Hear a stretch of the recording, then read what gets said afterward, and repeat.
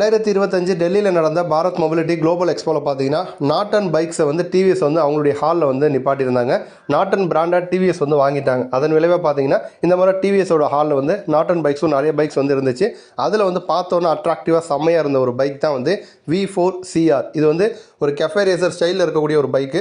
Round headlamp தான், but வந்து சைட்லலாம் போனோம் அப்படின்னா பயங்கர அக்ரெசிவாக ஸ்டைலிஷாக வந்து டிசைன் பண்ணியிருந்தாங்க. ஒரு ரோட் பேஸ்டு வெர்ஷனுங்கிறத தாண்டி பயங்கர அக்ரெசிவாக வந்து இருக்குது. இந்த பைக்கை ஓட்டுறதுக்கே வந்து ஒரு ஸ்பெஷலிஸ்ட்டாக இருந்தால் மட்டும்தான் ஓட்ட முடியும் போல்.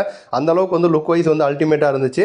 அதேமாதிரி இந்த பைக்கில் யூஸ் பண்ணியிருக்க எலக்ட்ரானிக்ஸு, சஸ்பென்ஷன் எல்லாமே வந்து ஓலின்னு சொல்லுது. ஒரு குவாலிட்டியான ஸ்பேர்ஸ் தான் வந்து இந்த பைக்கில் வந்து ஃபுல் அண்ட் ஃபுல் வந்து யூஸ் பண்ணியிருந்தாங்க. நல்லா பெரிய எக்ஸாஸ்ட் பைப் கொடுத்துருந்தாங்க. ஆரஞ்சு கலரில் வந்து சீட் வந்து கொடுத்துருக்காங்க. சிங்கிளாக தான் நம்ம வந்து இந்த பைக்கில் வந்து ட்ராவல் பண்ண முடியும்.